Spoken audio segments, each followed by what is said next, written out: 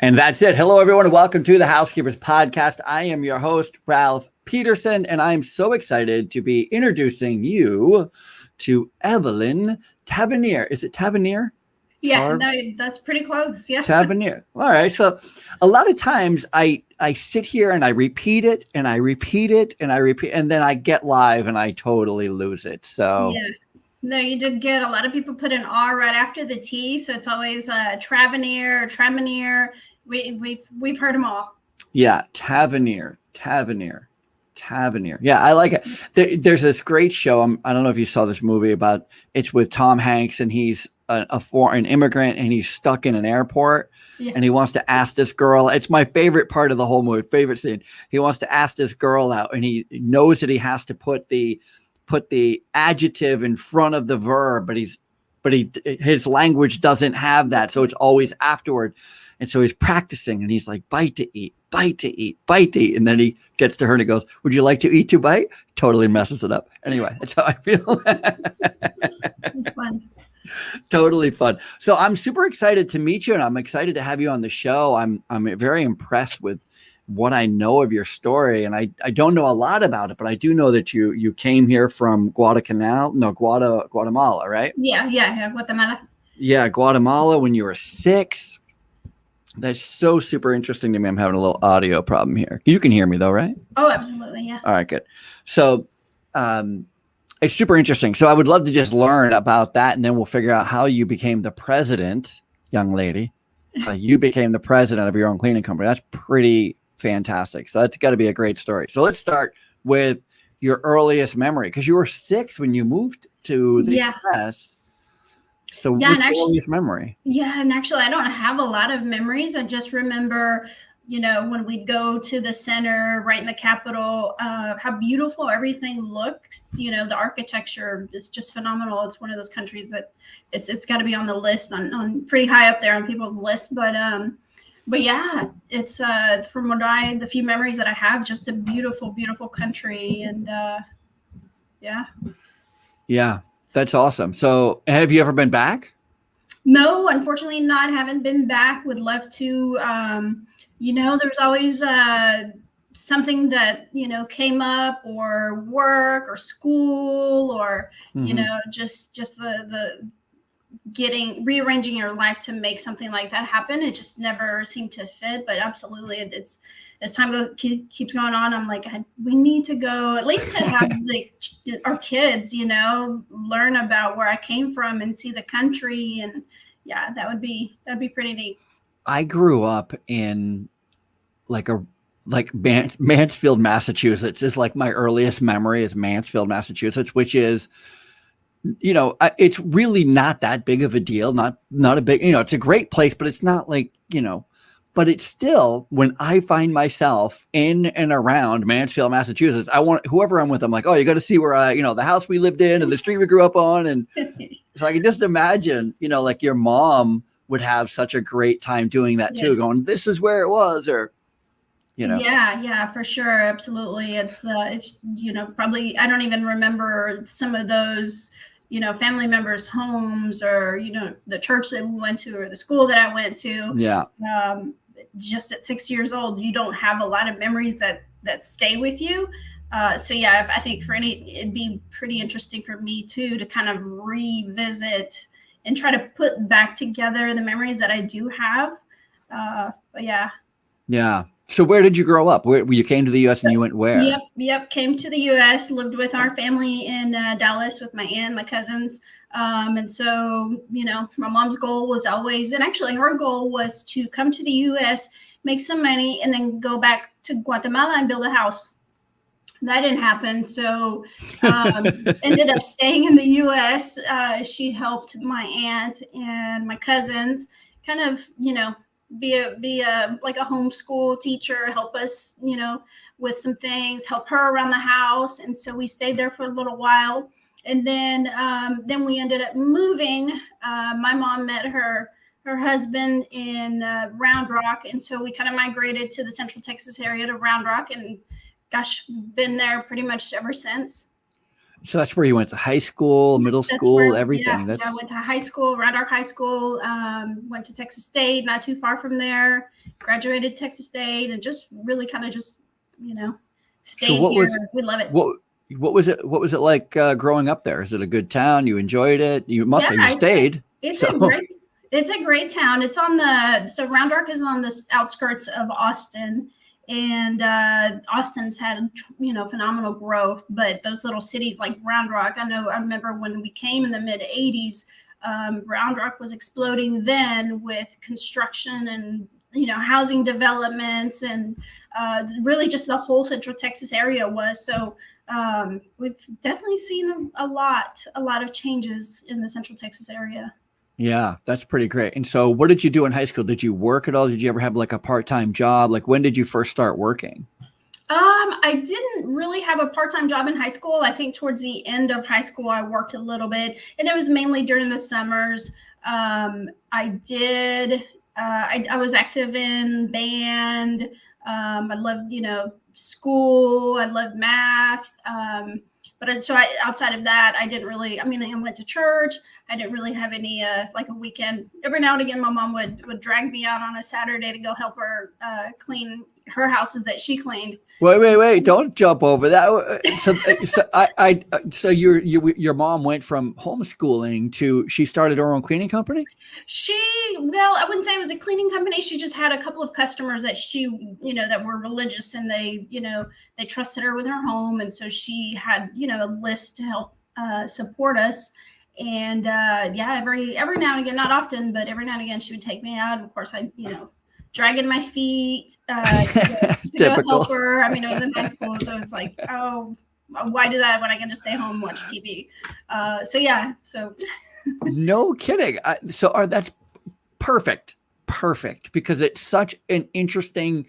I'm always trying to find out, like, how did you get into cleaning, right? Like when was the moment? But you kind of grew up with it then. Kind of grew up with it. At that point, she was a single mother of 3. And so, she's always been a hard worker. So she had her full-time job, and then she had, just however she could make ends meet to support us, that's what she would do. And then including having, a list of customers that she would go and clean their houses, on the weekends. And so, that's what she did. Nowadays, we call that hustling. Yes. Right. Grit. Like she is quite the hustler. Right. The original grit. Yeah. The original, she's the OG of hustling. That's really, really awesome. I love stories like that. And I've been in that situation and I hated it, but I do look back with fondness, and going, for sure, man, you really learn the value of what it means to, to work hard, what it means to have money, what it means to not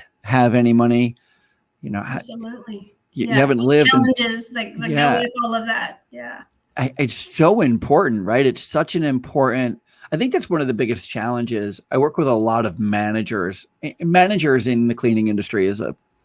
It's a grind where we lose like 7 out of 10 brand new managers, like first time managers, they fail really, really quite often. It's quite comical how often they fail. But I got to tell you that and fail, get fired, right? Like they failed to a point where they got fired.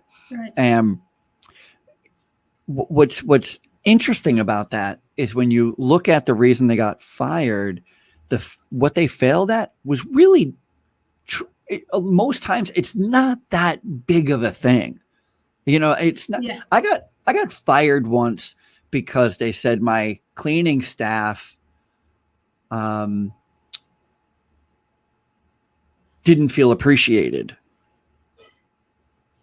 And think about getting fired for that. The cleaning staff don't feel appreciated. And you're like, at work or in life or what? Yeah. What's the context? Yeah. It's a really weird. So the only reason I say that is because what tends to happen, what I realize what happens is people don't let people fail anymore. Right. It's too costly to let you fail. So I'm just going to fire you instead. Mm-hmm. And that's so unfortunate because, as we're talking about, the failing is part of growing. It's part of learning. That's part of learning. The best lessons, and I've heard this other business owners say this, the best lessons that you will ever learn will come from mistakes that you made or, things that you fail at. Yeah, such a great point. I remember there was it was Bill Gates. The only reason I'm bringing it up because it's Bill Gates and so everybody knows who Bill Gates is, but he had an engineer or somebody on his team that made an error that cost the company like millions of dollars. Mm-hmm. And he went to a shareholders meeting just afterward, and the shareholders are like calling for blood. Like, what are you doing with this person? What is going to be the outcome? What's the exit strategy? Because we're obviously going to part ourselves with that person. We can't afford that kind of a mistake. And I remember Bill, I just said his name. What is his name? Microsoft, whatever his name is. Bill.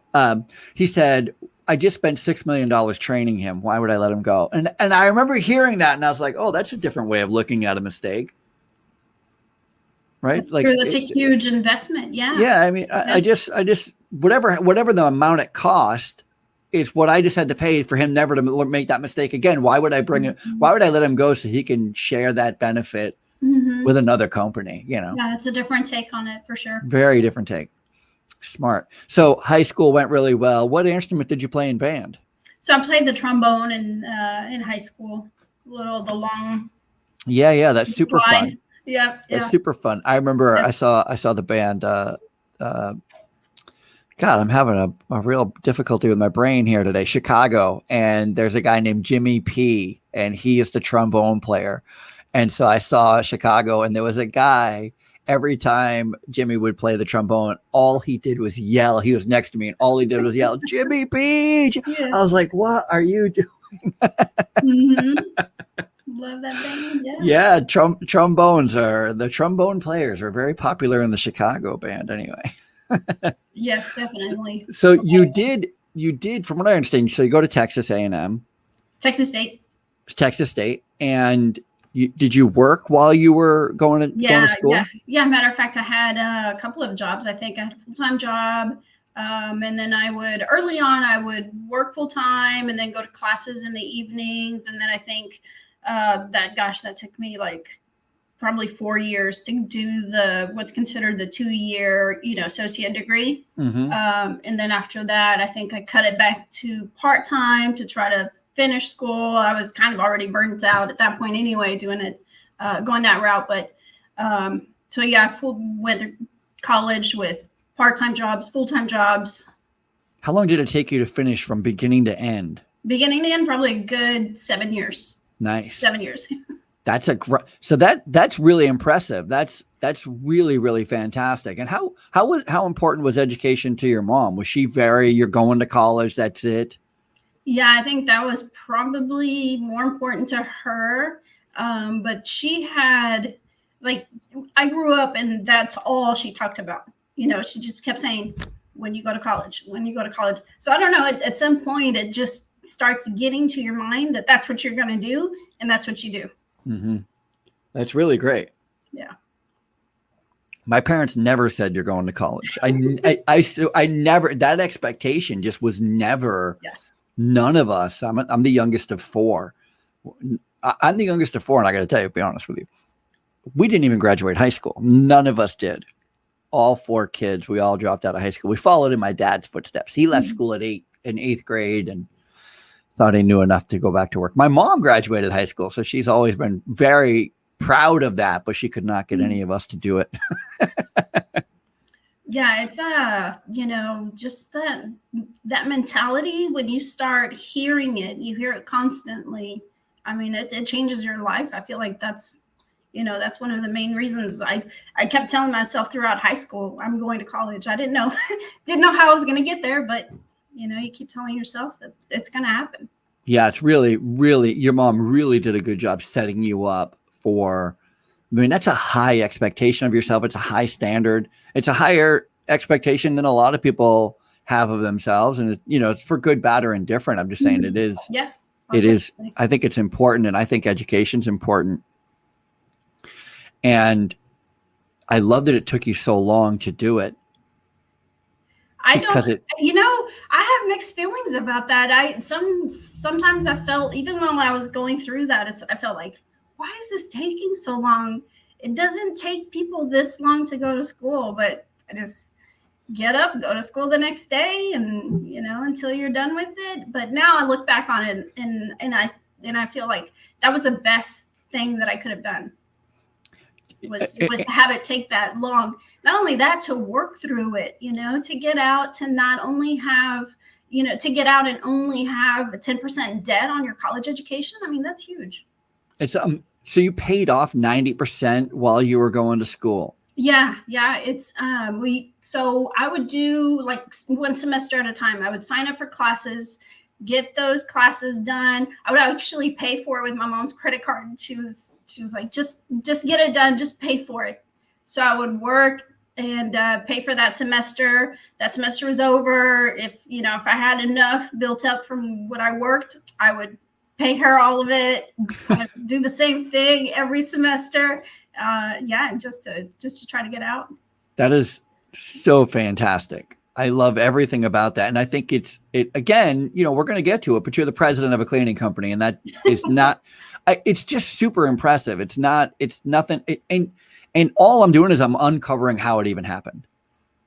Right. There's a lot of people out there who are not presidents of anything. And, I just heard this fun thing where I was talking to somebody, and they, I was like, hey, maybe I'm always interested in people and finding out whether or not they'd be a good guest for the show. And I'm always looking for people who have a good story to tell. And I remember I just talked to somebody, and they said, well, I don't know if I have that good of a story. And I said, and I didn't mean to, but I just said, well, whose fault is that? Like, if you, if you don't have a good story to tell at this point in your life, whose fault is that? Like, let's take off whatever's holding you back, and let's get some good stories. Let's live a little. Let's do something great. Everybody's got a good story. Not everybody. You probably just didn't know it, but he's got a good story somewhere maybe. there or something. Maybe. But I think this just leads to you having an incredible story to tell, because, I mean, let's look at it for what it is right now. Immigrant family, single mom, 6 years old, coming to the United States. Did you speak English at the time? Did your mom speak English at the time? Right. So you have to overcome all of this. You have to overcome being the new kid at school, the odd kid out, the weird kid. Mm-hmm. You're in Texas, so there are a lot of Spanish speakers. Was Spanish your main language, or is it? That was my first language. Yeah. So, which is good for Texas, because it's pretty popular in Texas. So It's not that out of the realm. But, I could totally relate to being the odd kid out, and that you have to overcome all of that. And then you get out of high school, and you have to do one semester at a time, one, maybe two classes at a time, paying for it, working on it, taking night classes, part-time jobs for 7 years. That shows a level of tenacity. Like, you're telling a pretty good story so far. You know what I mean? Like, this is the kind of story I want to hear. This is what is super important and relevant, I think. And I think, it highlights the whole purpose of the Housekeepers Podcast, is just to highlight people like this. So it's super great. All right. So what were you working in? What jobs did you have? Does your mom still clean, by the way? We can't get her to retire. No matter, she retired from the job she had. And then she still kept, or is doing, I think, 2 customers that she cleans. And not only that, she still comes to the office. She comes to our office and works twice a week for part-time. More than anything, it's just probably to the social aspect of it. And she comes in and she'll bring something to eat. So I just love having her around, and she helps us get coordinated around the office and some office paperwork type stuff. And it's neat. I get to see her, twice a week. That is, again, she's the original hustler. Like, she's still got it in her. Without a doubt. Love that. And so what were you doing during high school then? I mean, or during college? What were you working? Were you doing cleaning yourself? Yeah. So I started off as a nanny. So I took care of kids, and then I left that job and worked at an internet company, because I figured, okay, if my background or what I'm studying is accounting, I probably need to get an office job, start getting some experience. So I started going into working for an internet company, doing, accounting, customer service type work. Did that for a little bit.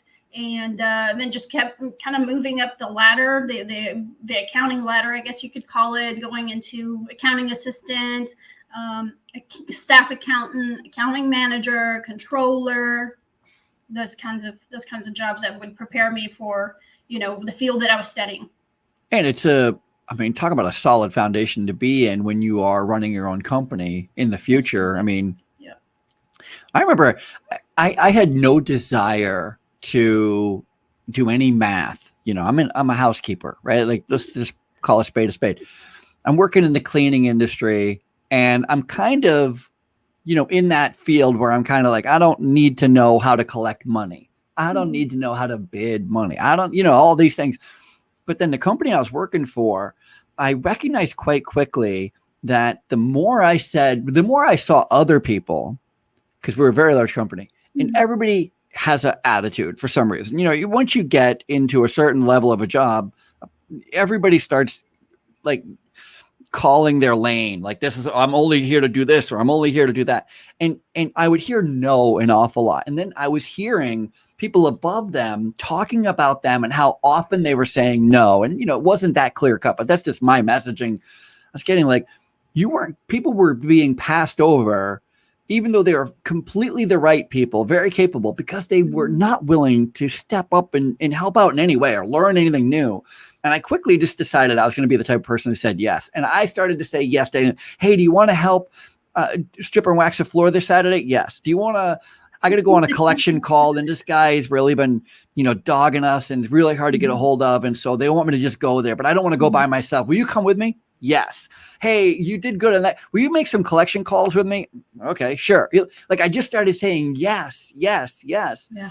And I can't believe that turned out to be the greatest education of my life. And it created my ability to be my own boss, where I too own my own company, only because I stopped saying, no, started saying yes. Yeah. And so you having that same mentality, right?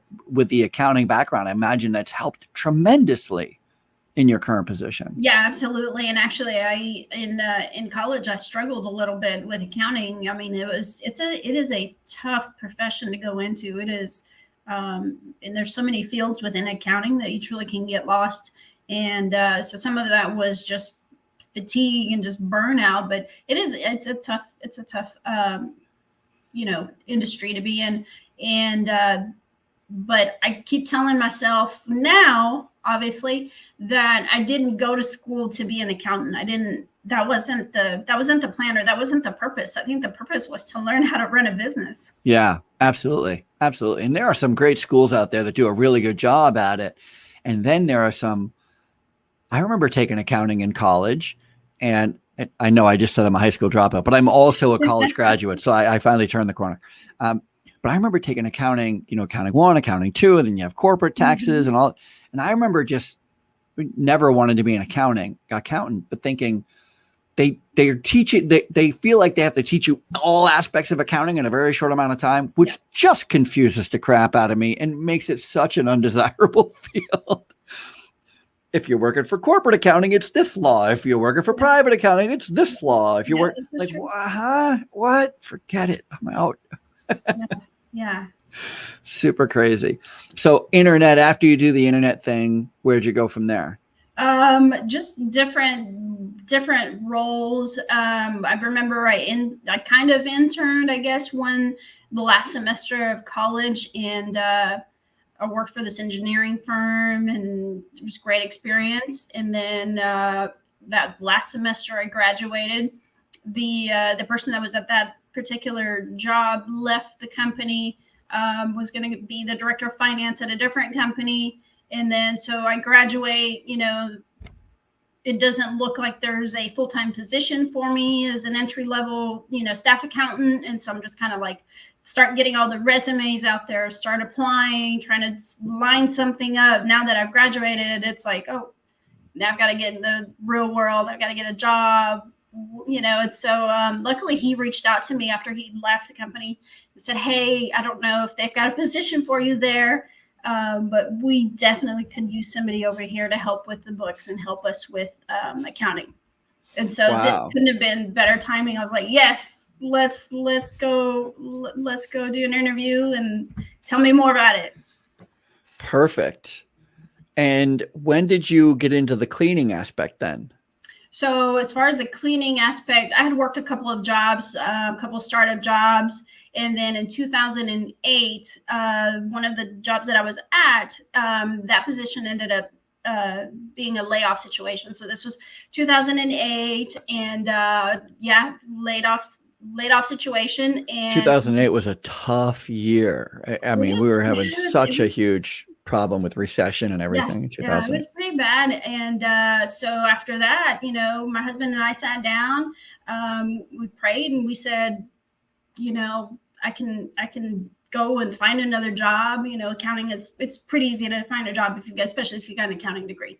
But then, the more and more we talked about it, the more and more we said, well, what would you think about starting our own business? And so kind of the idea started there. My husband had already been, his own business owner doing detailing and had some experience as well. So I was like, well, if he can make it work, I can make it work. So then it was just a matter of researching what would we do? What would this even entail? And so we started researching. I think we looked at economies that are pretty, easy entry, pretty economic proof. And cleaning was one of the industries that popped up. So then it was just a matter of continuing the research, looking at, okay, well, cleaning is just such a huge, it's just a big picture, right? So how can we look at maybe particular aspects of it, and what do we like, what do we not like? And so we kind of just broke it down into two, either commercial cleaning or residential cleaning. Because of my background and business experience up to that point, commercial cleaning felt like the better path to take. There's contracts in place. Employees know where they're supposed to be, when they're supposed to be. You're given keys, badges, fobs, access to the buildings. There's contracts in place. And so you're expected, consistent billing, consistent revenue. Absolutely. Something that you could build on every single month. Mm-hmm. And so kind of that's the path we took. And, we started out, put the website together, got the business plan together. Remember we went and filed a little sole proprietorship down at the courthouse.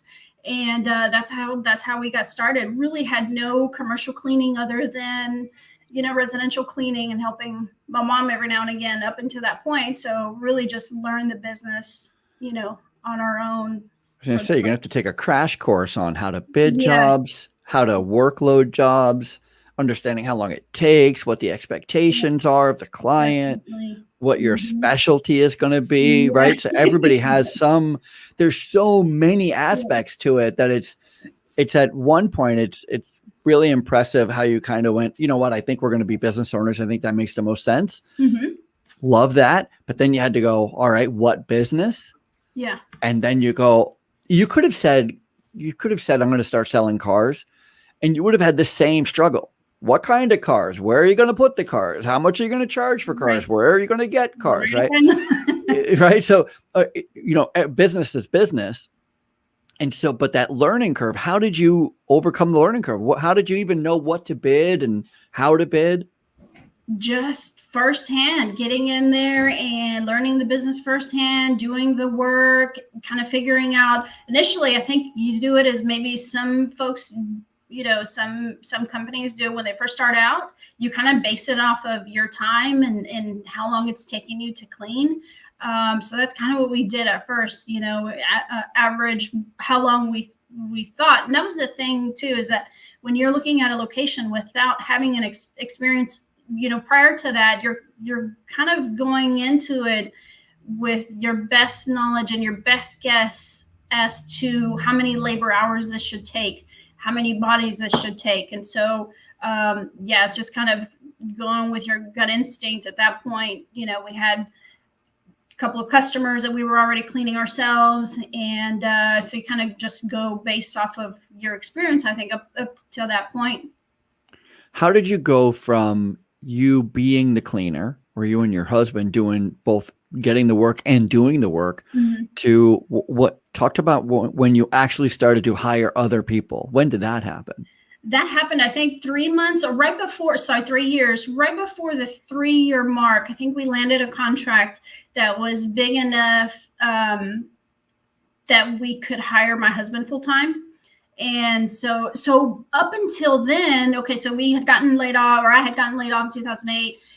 Those next 3 years, we were building this company and getting customers, doing the work, but we also had to keep the wheels on the bus. So we both still had full-time jobs.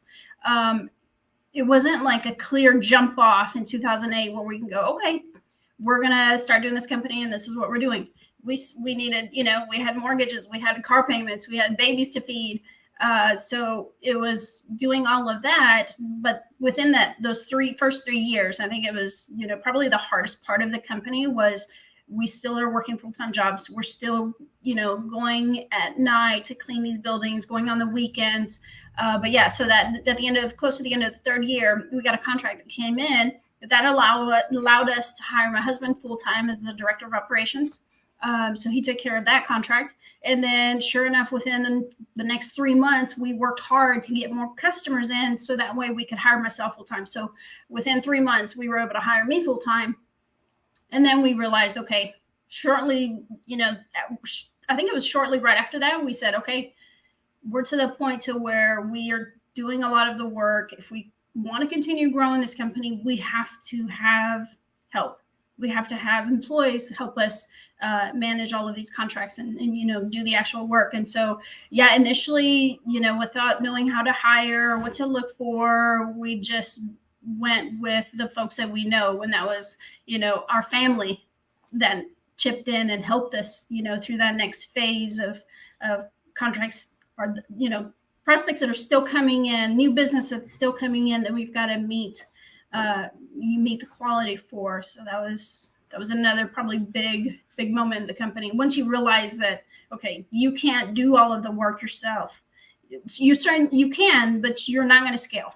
That's right. You can't get out of your own way. I love that it took you 3.5 years. I hate that it took you 3.5 years. But I feel like you're well suited for it. I mean, yeah, and we learned the business. What better way to learn the business than to do it? And it's like your college experience all over again, where instead of a part-time job, in addition to school, it's the part-time business in addition to work, right? So you were kind of already developed that muscle and that skill. See, this adversity is so important if you can use it to your advantage. Yeah. A lot of people, I just heard this motivational speaker, and his like tagline of the whole thing was, isn't it nice for you? Or isn't it good for you? Like, oh, you lost a leg. Oh, good for you. Because you can overcome that, right? Like there's so many people who don't have anything that they can go, well, this happened and that's how there's not enough people are telling people that they can't do something, right? Yeah. So imagine when somebody says you can't do something, what do you want to do? You want to prove them wrong. A lot of people don't have that adversity to overcome. And that was his whole kind of fun way of saying, good for you. But it's kind of good for you that you had to go through this because, enabled you to be so much stronger here. You can see it firsthand, the issues that you face, the challenges, and then too, how to resolve issues, how to resolve problems, because you've faced those problems before. So you know exactly what to do. So where are we now? How big are you? How many employees do you have? What is your main client? So today we are approaching close to 60 employees. Wow. That is amazing. How long have you been in business? How long has it been? So started in 2008, so 13. So we just celebrated 13 years in April. That is super impressive. Yeah. Super impressive. We got close to 60 employees. We do have a little pocket of employees, 8 employees in the Houston area. So yeah, I mean. And what is your main business? How many service areas do you do? Do you do like construction cleanup, Class A buildings, schools, hospitals? What do you do? Everything? What is your? So I would say I kind of say we do it all except restaurants. We don't do restaurants. Really, the only thing we do for restaurants would be floor work. And the reason for that is oftentimes they've got their own personnel. Sometimes they even use their own staff, their own waiters. We've come into a situation where they want us to bid, but if they're slow, they'll use the waiters, or they'll use, the dishwashing staff. And it's just it's really hard to compete at that once, they give you kind of the numbers behind it, because, if you think about it, if waiters are making, I don't know what they're making, $3-4 an hour, I can't hire. I can't hire for that. I can't compete with that. I won't be in business. Yeah, that's true. So, you kind of just learn what your strengths are. Yeah, 1,000,000%. Not to get you into the restaurant cleaning business. That's not my intention. But there's a lot of companies that only clean restaurants. Mm-hmm. That only clean bars and, bar/restaurant kind of places. Right. The biggest challenge that they have that from what I understand, I've never cleaned restaurants or bars. Mm-hmm. I work mostly in healthcare. So I'm like nursing homes, assisted living, hospitals.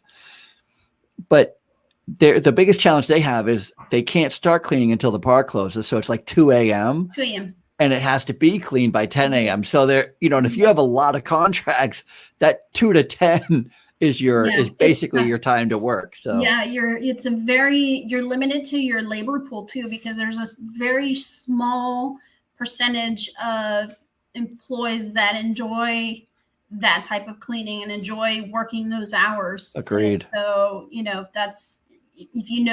that's going to be a challenge, then you're just kind of facing an uphill battle. I know some companies that do very well in that space. And me too. They've somehow figured it out, so that they're obviously doing something right. I just know that for us, it wasn't one of our core strengths, and so that's something that we don't pursue. Other than that, we clean manufacturing space. We're in the Class A facilities. What else do we do? Medical. Schools. Do you do like medical offices, like a dentist, optometrist, that kind of thing, or do you do actual long-term care, assisted living?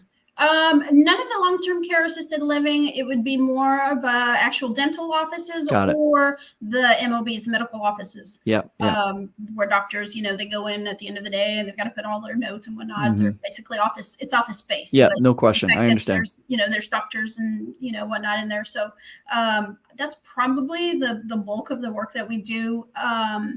Then besides that, we also do construction cleaning, right? Which is the best if you're going to get customers. That's the best kind of cleaning to do because you're already there.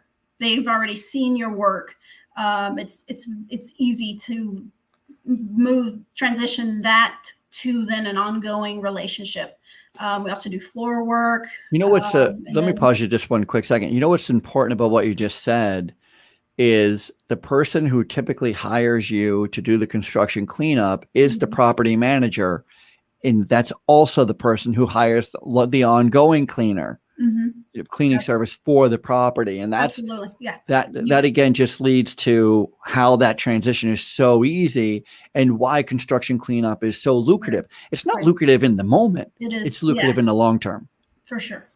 Yeah. And even in the short term too, those types of projects have such good margin because they're a specialized type of cleaning. They are they're strenuous for one, right? They're very physically demanding. It's not like doing the ongoing maintenance cleaning at a facility. You are like wiping down walls, you're doing baseboards, you're doing what I like to call clean dirt, which is basically cleaning sawdust off the floor. Yeah, construction debris. It's not that it's dirty per se, but it needs to be open and ready for when they open the doors.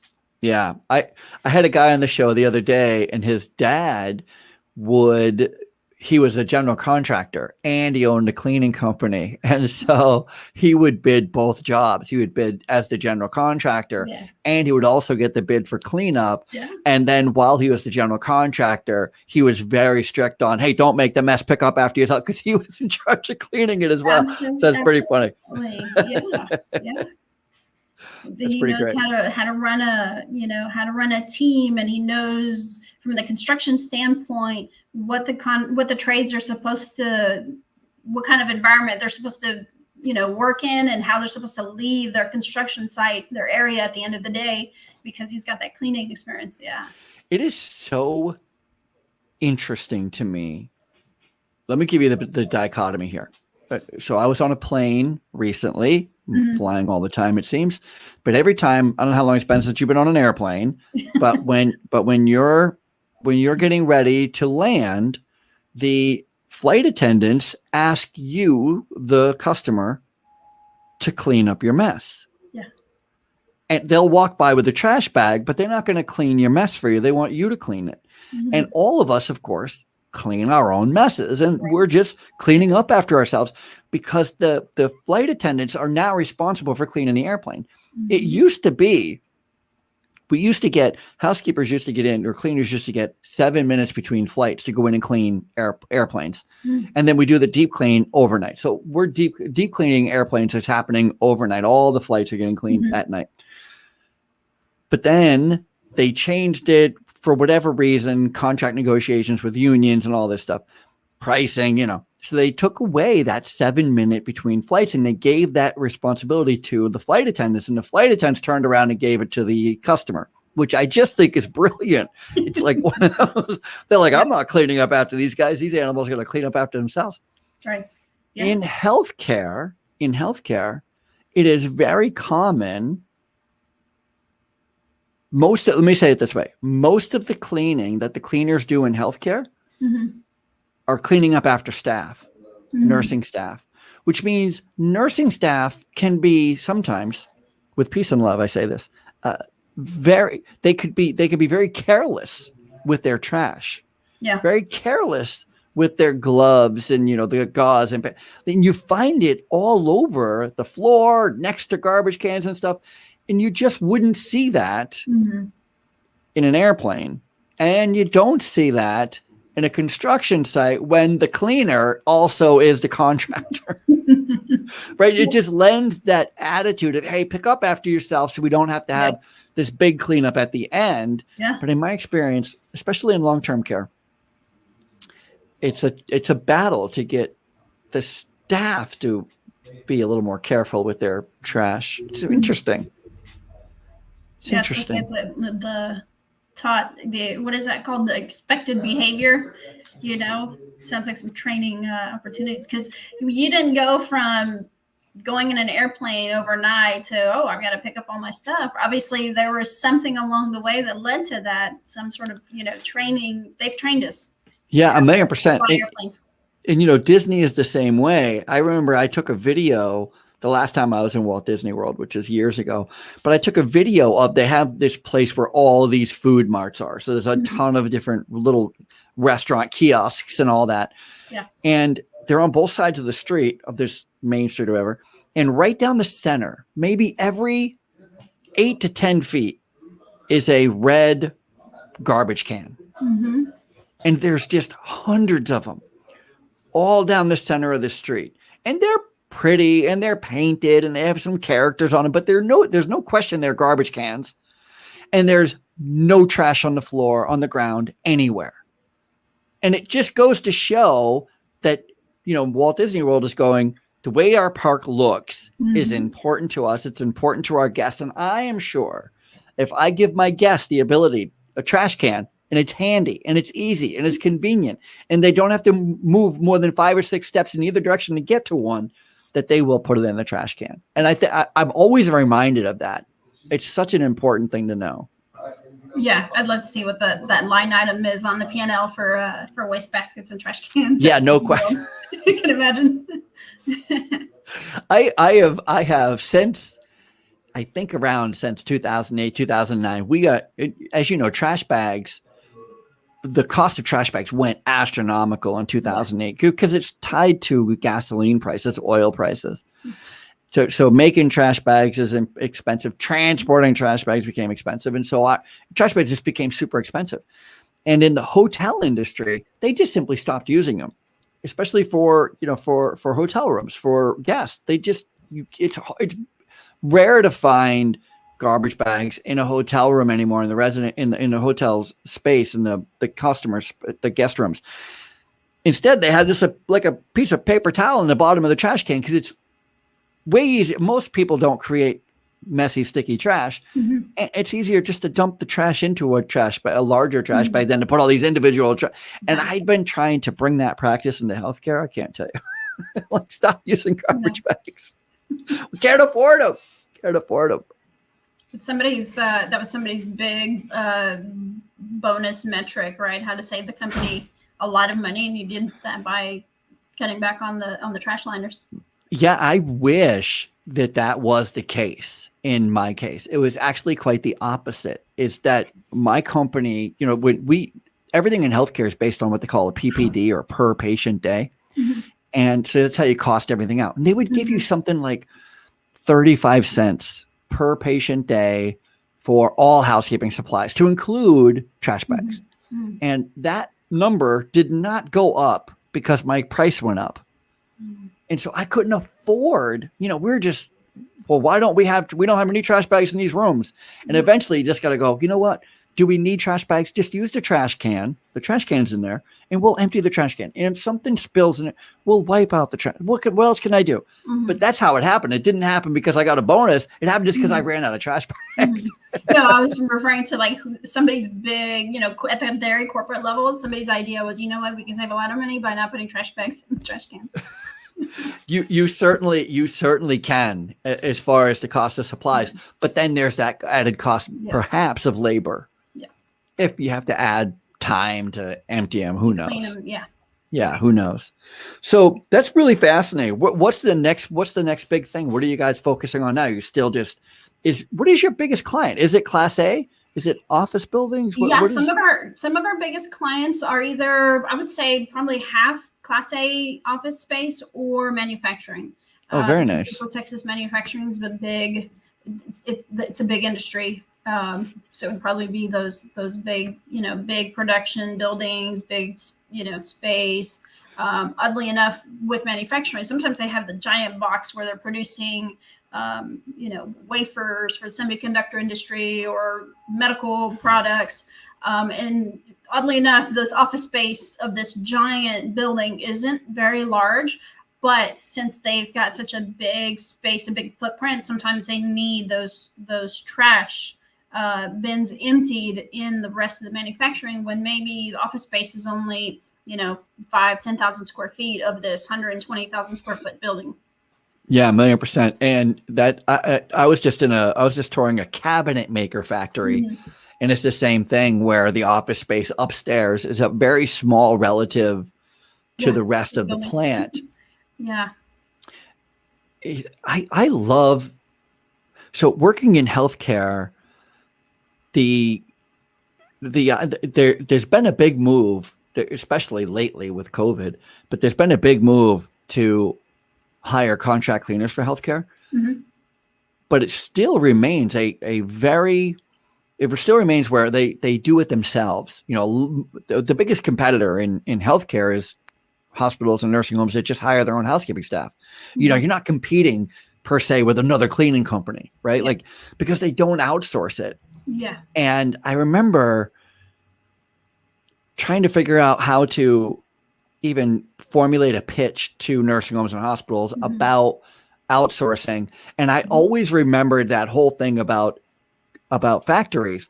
Factories never confuse what business they're in. They're in the manufacturing, but they're not in the cleaning business. And so they never go, hey, we need to hire housekeepers. No, we need to hire a cleaning company. Yes. Right? Because their focus is just on the manufacturing. Their focus isn't on hiring cleaners and making sure it's all done and having inspections. And all. Give that to somebody else. So it's always a nice dichotomy, that so there are some industries that completely understand that. Yeah, they get it. And they get it. And then there are other industries that are like, well, I think we can do it. We could just do it ourselves, can't we? I don't know. Look at your place. It's the value that you're going to add by managing the employees, managing the benefits, managing, things that they don't want to manage or shouldn't have to manage because they're not, like you said, they're not in the cleaning business, right? They are in the healthcare business. Your job is to make people better, right? Your job is rehab. Your job is end of life care. Right. Your job is surgeries. Your job should not be how often is the trash emptied. Right. Yeah. That shouldn't be your job. That's why it's so And again, like I said, I mean, the healthcare industry at this point is just on fire. It's, if COVID did anything, it put a huge spotlight on the need for professionalism in the cleaning industry, especially in healthcare, but not just healthcare. I mean, it's the same thing in manufacturing. It's the same thing in hotels, same thing in Class A office buildings, medical office buildings. Absolutely. Yeah. Back to the point about the, industries getting it. Manufacturing was one of those industries is still to my point that they truly get it, right? Manufacturing can't slow down. It's like healthcare, regardless of what happens in the world, whatever catastrophe we're having, manufacturing can't slow down. Healthcare can't slow down. They truly get it as far as, industries that are making the investment on COVID safety and all of those requirements. They didn't slow down at all last year. How did you do? You guys came out of it okay? So you guys were okay during COVID? You didn't have any slowdown? Or it was kind of scary at first. We had probably 25% customers reach out to us last March, and they said, "Hey, we need to pause. We don't know what's going on, but we know we are not having employees, at the level that we had before. So, let's just stop service and let's see where we are in the next month or two." And then, the next 3 months, and we're still in the same situation. So it was pretty scary for us. I think, anytime that you're a service business and you get a 25 drop in revenue almost, from 1 month to the next, and absolutely scary. And so I think we did okay. We started researching, what to do, how to disinfect, what chemicals to use, what's safe, what's not. We were watching for a while there. We were watching the CDC like on a daily basis, reading what was the newest release that they were sending out. So I think long term, I think we'll be okay. All of that 25% that decided to pause service or stop service, all but I think 3 or 4 have come back in some form or fashion. Maybe not at the same frequency as before, but unfortunately, a couple decided to shut their business down, and that's unfortunate to see. So I just have a couple of questions before we get out of here. Number one, I would love to just know, like, what is if you go back to 13 years, look over the 13 years, what's the biggest lesson you've learned over the last 13 years? Or maybe even it's been after the last 18 months. I mean, who knows, right? So do you have a biggest takeaway right now? I guess probably for me, it's be responsive and be available. Respond to your customers' needs, whether it's a complaint, whether, they're trying to reach out to you, or whether it's a prospect, respond quickly, answer your phone, all the basics, right, that you should know. It's tough to land customers if you yourself are not available. And people have different ways of communicating. Some are, all text, some are all email, some are just phone calls. You kind of have to learn what works best for every customer, every prospect, and play at their level, So I think that would be probably for me the biggest lesson that I've learned in the last 13 years: to be available, be responsive. I think that's a huge part of our success. That's going to be one of the best answers I've received. It's so, you're so right. I remember, so in healthcare, we're regulated by the state and by the federal government. So they'll come in and do a survey. And imagine us having a third party, a government entity coming in, looking at your corners and edges and going, "What are you doing about this?" Like, good Lord, like it's an interesting dynamic that you have to kind of meander and work with. But I remember one time when I first started in cleaning in nursing homes, I had a state surveyor say, "How often do you clean this room?" And I was like, "Oh, we do it however many times." And they said, "Is that enough?" And I just remember, I don't know. I mean, according to who? I mean, I think it's enough, according to the customer, of course. What do they want? I was like, "Oh, I think it's enough." And then they said, this is the magic question. They said, "How do you know?" I'm just assuming, when you put it down like that, I mean, I guess I don't really know. Right. And so, to your point, knowing what your customers want, like you go, "We're doing a great job." Right back at you. "How do you know you're doing a great job?" What is your, are you waiting for your customer to come talk to you, or are you proactively going to talk to your customer? If you're proactively going to your customer, how are you doing it? How are you communicating? How are you engaging? How do you know they're listening? I put a newsletter together every week. How do you know they're reading it? It's such an important question. And I love what you said, that answer your phone. I talk to a lot of people who don't answer their phone. Oh, I hate spam. I love spam. If my phone doesn't ring all day, there's a problem. Mm-hmm. Sure. 6 out of 10 of them are spam, but my phone's still ringing. You know what I mean? Absolutely. Luckily now it'll show up that it's a robocall potential, or telemarketer. Yeah, it's kind of nice, but answer your phone. You never know when it's somebody. I've landed a job, a customer that was here just on a 1-day visit. He managed it from out of state, and he said, "Can you get up here this afternoon? I really need to find service." Yep, I sure can. Went up there, looked at it that afternoon, met with him, sent them a contract the next day. The next afternoon, they signed it. We're still with them 5 years later. Once again. I mean, just to highlight that, somebody called, you answered, they said, "I need help." And you said, "I'll be right there." Have the ability. You have the ability to answer your phone, the understanding how important it is to be involved, to be front and center of your customer base, and then to land the job 5 years. No wonder you're the president. It's pretty impressive. That's pretty impressive. So my final question before we get out of here, and I really, really do appreciate all your time. It's really amazing talking to you, and I'm so excited to be sharing your story on the Housekeepers Podcast, because it's really, really great. My next big question is simply, what does the future look like for you? We got, let's just look at 5 years. What is your focus? Are you going to stay the same? Are you looking to expand? Are you going to double your staffing? What is your have you guys sat down and done a strategy session lately, and you just kind of know where you're heading? Or I mean, the next couple of years for us, we're going to focus on growth. The second part we're going to be focusing on is trying to have that infrastructure here to sustain that growth, and to keep scaling. The same number of employees today are not going to be the same number of employees internally to help run the business in 5 years. And so part of my job is to figure out, okay, what does that look like? What positions do we need to hire for that now? So that way we can sustain the growth and we can maintain it long term. So that's kind of like a puzzle right now that we're working on, because obviously the goal is always to grow.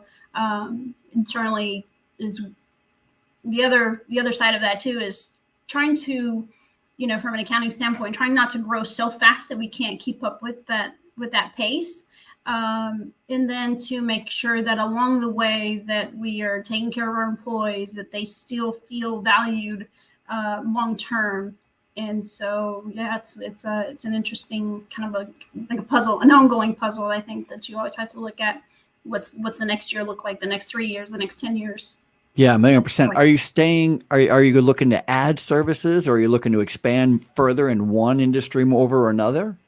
I don't think we'll be adding services. I think we're pretty happy. I think maybe growing the different departments, so that way the different departments can internally continue growing in the different revenue streams. So janitorial right now is our biggest, our bread and butter. I'd like to see maybe the floor piece grow a little bit more, maybe the construction piece. So that way, we're able to tap into the different departments and continue maybe growing the bigger picture through those existing services. Yeah, that's really smart too. I like the idea of figuring out what you do really well and then figure out how to do more of it. Do that. Do a lot of that. Do more of that, right? That's more of this, please. Yes. Yeah, exactly.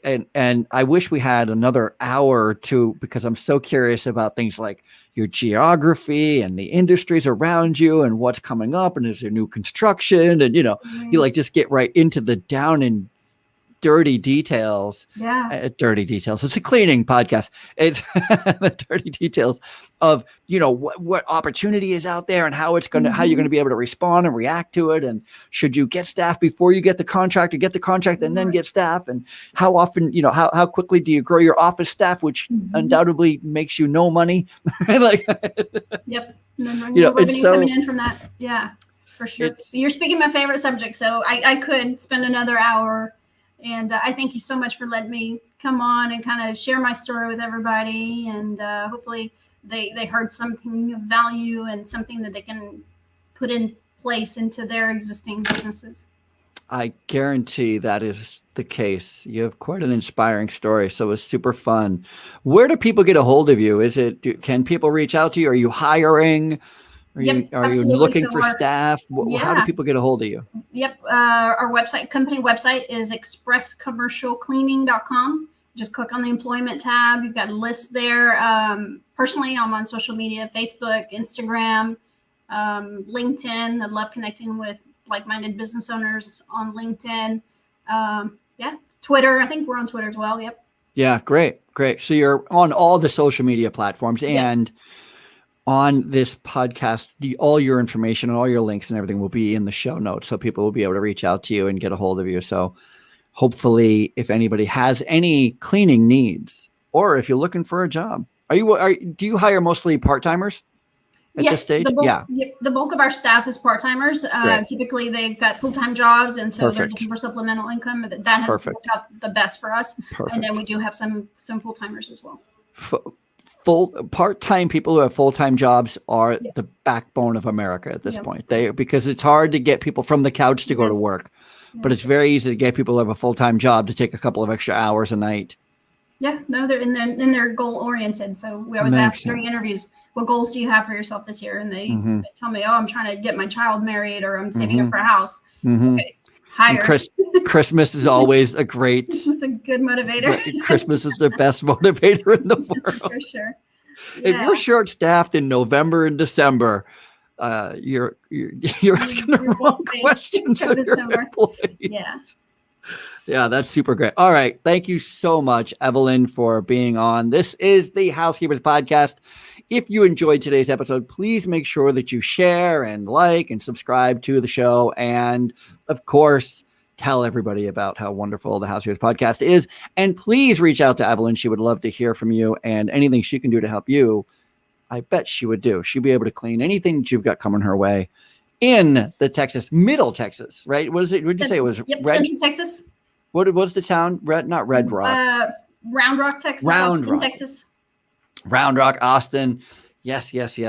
So super great. That's it. The Housekeepers Podcast. Let me see if I can end this show